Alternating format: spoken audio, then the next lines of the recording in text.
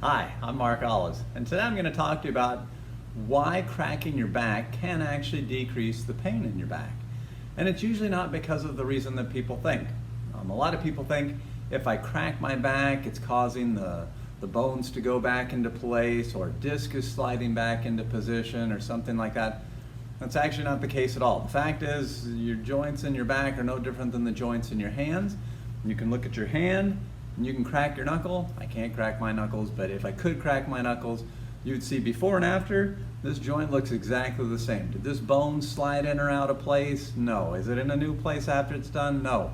But does it sometimes relieve my pain, or does it cause me relief after I crack something? The answer is oftentimes yes.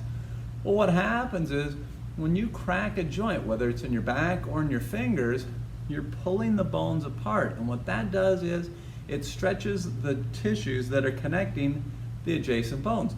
When those stretch out, there's nerve endings within those tissues. And if I get a lot of them stretched out at once, what happens is I'm sending a lot of signals to my brain telling me, hey, there's a lot of stretch going on at this particular joint.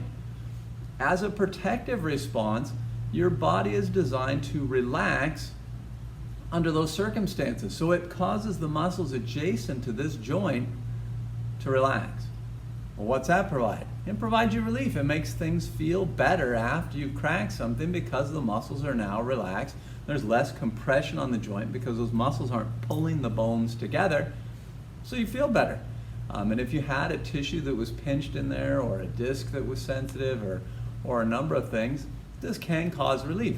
Usually the relief is only going to be 20 or 30 minutes. And if you think about it, you may not have ever noticed, but when you crack your knuckle or crack a joint, you cannot crack it again for 20 or 30 minutes. The reason for this is the cracking process is actually gas that's being released within the joint. When those bones pull apart, there's gas that under pressure is dissolved into a liquid. Once the pressures leave, the liquid turns into a gas, forms bubbles, and they pop. But it takes about 20 or 30 minutes for that gas to then dissolve back into liquid until you can pop it again. So that's why you can't simultaneously pop things. But that's what's happening when you crack something. It's not anything magically going back into place. It's simply muscles are causing, or the brain is causing the muscles to relax around that joint, and you get subsequent relief. I hope this helps explain the back. Thanks.